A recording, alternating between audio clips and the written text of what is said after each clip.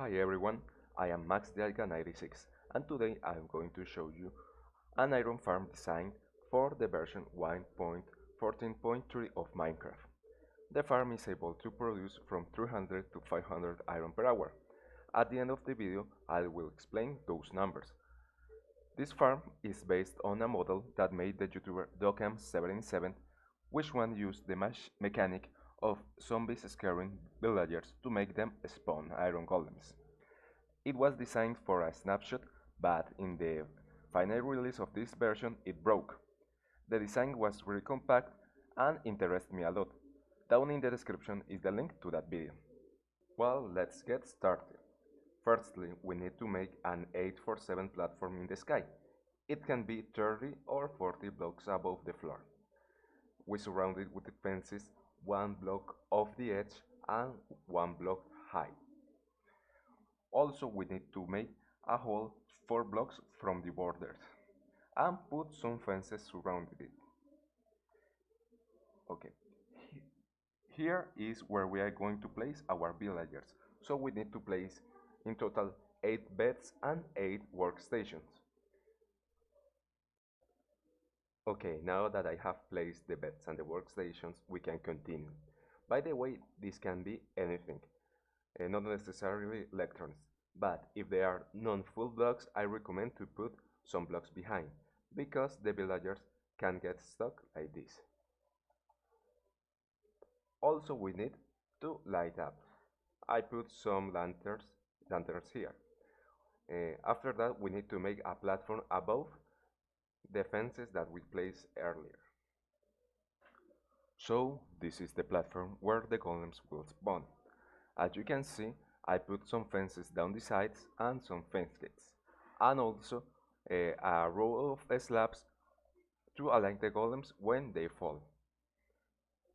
Now we are going to make the platform where the golems will fall in the killing chamber. And you can have this made whatever you want, but I'm going to make a simple lava killing chamber. This platform needs to be 30 or 25 blocks under the main platform to prevent it interfering with the golems spawning above. So this is the killing chamber. The golems will drop in an area slightly larger than the platform above. And depending on how you put the fences and fence gates, it could be an area of 14 for 11 or, like in this case, 13 for 12. Now we just need simply to make a hole through the middle, and it must be at least 2 blocks wide and 4 blocks deep to be able to place this a layer of signs, lava, signs again, and some water currents that leads to the hoppers and finally into a chest. Now we are gonna do the redstone. The first thing we need to do is a platform 3 blocks under the villagers, and also making sure it doesn't block where the golems will fall. Now, under the hole that we make earlier, we put a block and a sticky piston facing upwards and another block.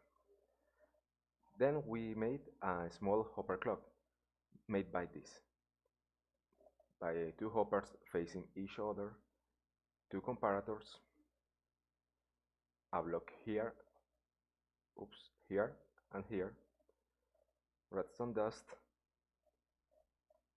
2 more sticky pistons, and a redstone block. Now we are going to put in total 45 items in the clock, but for now we can just block it.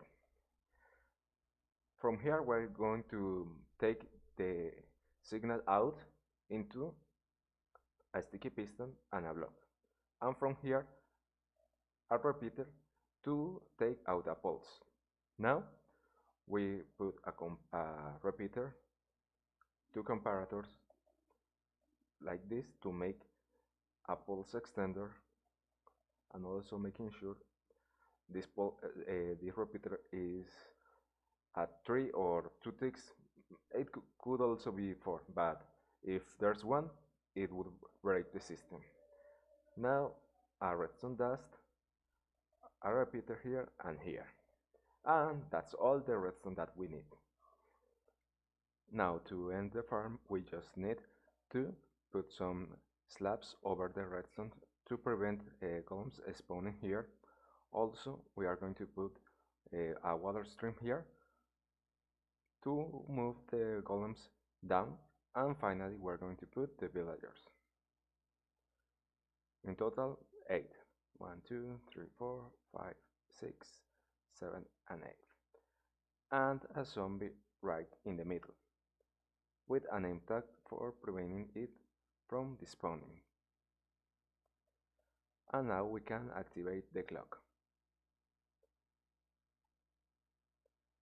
And that's it. Here is the explanation.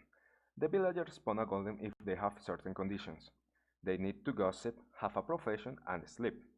If they are scared by a zombie and those conditions are fulfilled, they would spawn a golem. They can spawn every 30 to 35 seconds. In this case, the zombie is one block down, so he can get eyesight with the villagers. And because of that, they don't get scared.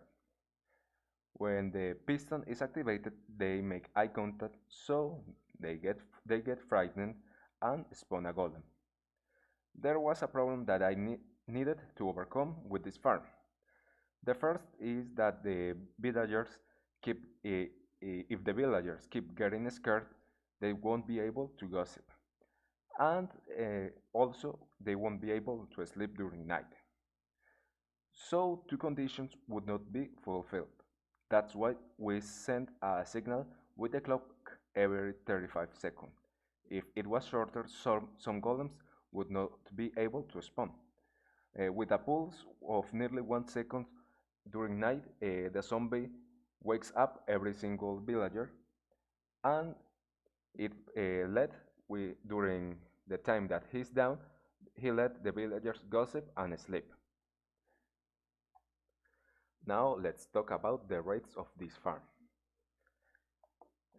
This farm is able to spawn a golem every time that it is possible. So, because of the cycles are of 35 seconds in an hour, 102 golems can spawn. I left it in 100, and because when a golem dies, he drops 3 to 5 iron, this farm can produce from 3 to 500 theoretically. But when I test it, it's near 360 or 380. Now about the number of villagers. This farm could work with only 3 villagers, but the problem is that sometimes they are unable to gossip enough before they get scared.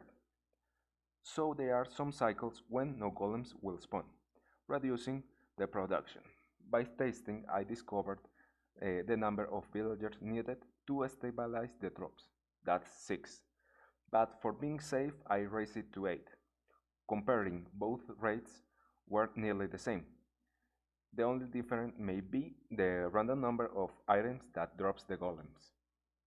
This farm is small and easy to build. It may not have the greatest rates, but it is enough for a single player world. And also, you can build more if you need more iron. As you can see, I have built many more, and they are completely independent one from another. And also the fact that it only used 6 to 8 villagers, it would not make a lot of lag. My intention with this is also to motivate you guys to build your own farms. Being honest to you, I don't have the greatest redstone or technical knowledge, but I was able to make this farm that was adapted to my own needs. And well, it was really fun. Okay, this is everything I wanted to share today. As you can see, this is not my native language.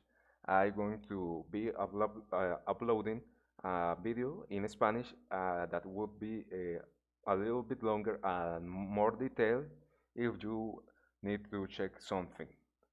Thank you very much for your attention, and any doubt and recommendation will be welcome. I am Max Dialga, and have a good day. Bye.